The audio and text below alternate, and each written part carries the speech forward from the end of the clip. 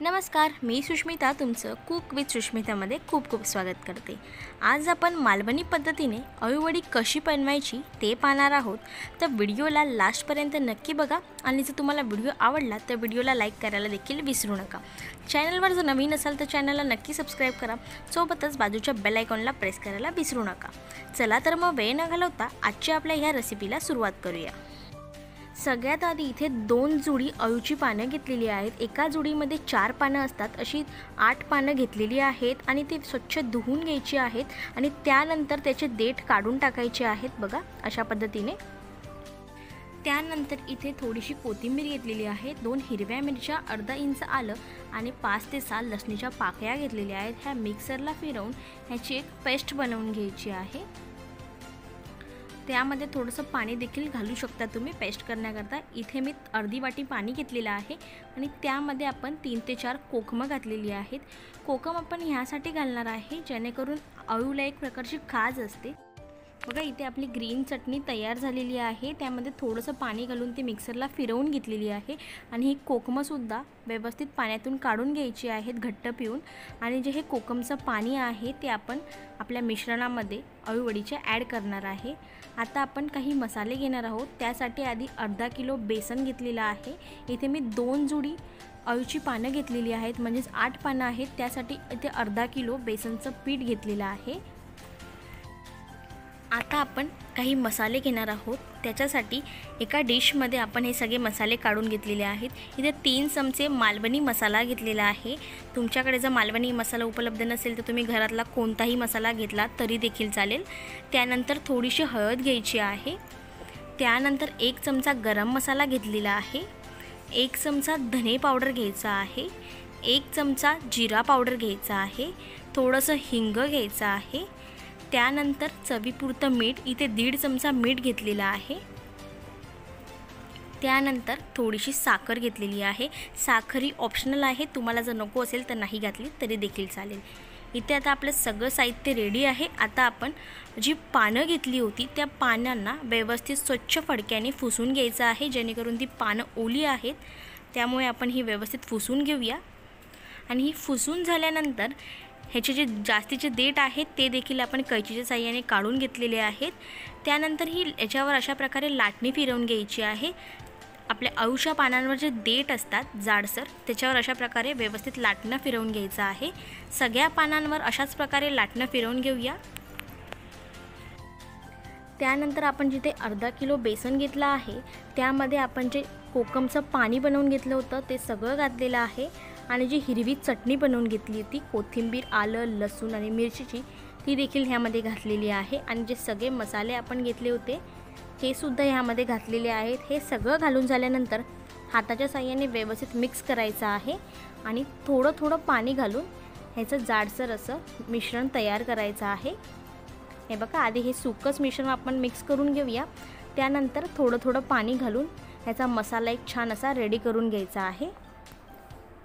तुम्ही जर माझ्या चॅनलवर नवीन असाल तर चॅनलला नक्की सबस्क्राईब करा, सोबतच बेल आयकॉनला प्रेस करायला विसरू नका, जेणेकरून मी नवीन व्हिडिओज अपलोड करेन तर त्याचं नोटिफिकेशन तुम्हाला सगळ्यात आधी येईल। हे बघा अशा पद्धतीने हे व्यवस्थित पाणी थोडं थोडं घालून मसाला रेडी करून घ्यायचा आहे। हे बघा अशा पद्धतीने हा मसाला आपला रेडी झालेला आहे। आता आपण जी पानं घेतली होती ती पानं, एक पान आपण घ्यायचं आहे आणि ते उलटं घालायचं आहे आणि त्याच्यावर ह्या पानाला पूर्णपणे मसाला लावून घ्यायचा आहे जो आपण बनवून घेतला आहे। हे पहा आपल्या पूर्ण पानाला मसाला आपला लावून झालेला आहे।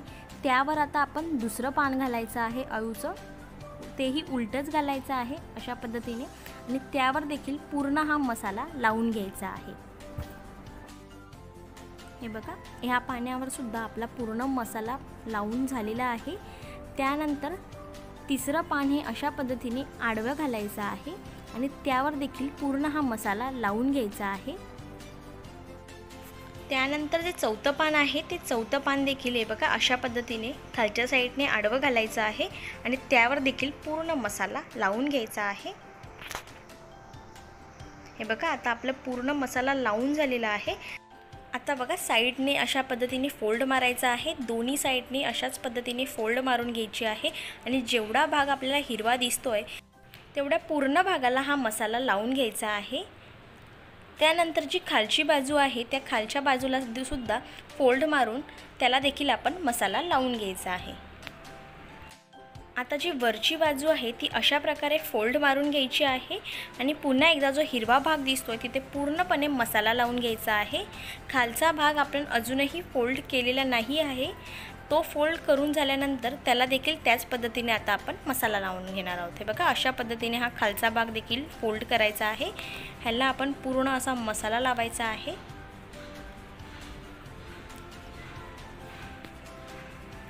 आणि आता अशा पद्धतीने गोल गोल फिरवून एक त्याचा रोल बनवून घ्यायचा आहे। हे बघा, त्याला सुद्धा अशा पद्धतीने मसाला लावून घ्यायचा आहे गोल फिरवताच।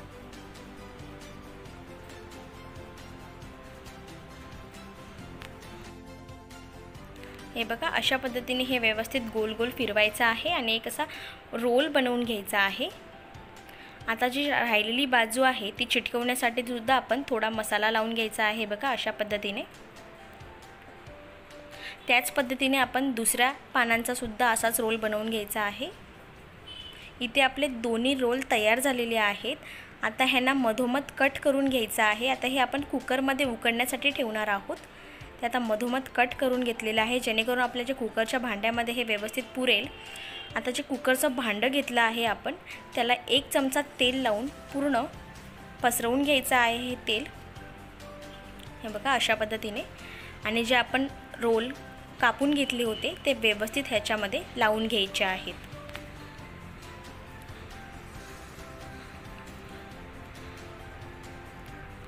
आता आपण हे उकडण्यासाठी ठेवणार आहोत। एका कुकरमध्ये पाणी घेतलेलं आहे खाली आणि त्यानंतर एका टोपामध्ये थोडंसं पाणी घेतलेलं आहे आणि त्या टोपावर आपण हे अळूचं भांडं ठेवणार आहे। टोप आपण खाली यासाठी ठेवलं आहे जेणेकरून आपण जर खालीच अळूचं भांडं ठेवलं तर त्याच्यामध्ये वाफेचं पाणी जाण्याची शक्यता असते। त्यामुळे आपण एक खाली भांडं ठेवायचं आहे, त्याच्यावरच आपल्याला हे दुसरं अळूचं भांडं ठेवायचं आहे जेणेकरून वाफेचं पाणी आत जाणार नाही। आणि आता ह्याच्यावर झाकण लावून आपण ह्याचं 5 शिट्ट्या करून घ्यायच्या आहेत हाय फ्लेमवर। हे बघा, इथे आता आपल्या 5 शिट्ट्या करून झालेल्या आहेत। कुकरसुद्धा थंड झालेला आहे।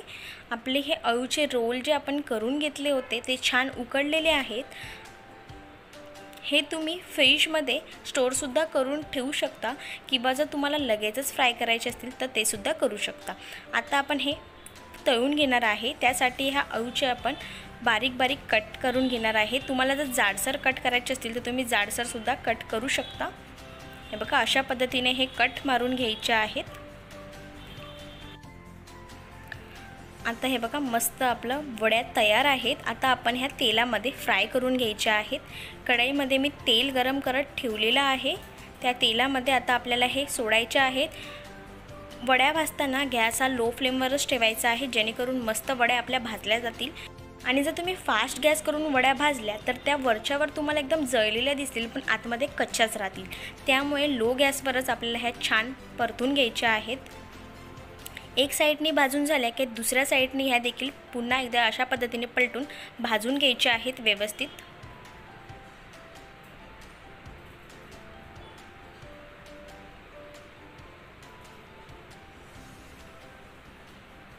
बघा, मस्त आपल्या अळूवड्या कुरकुरीत अशा तयार झालेल्या आहेत।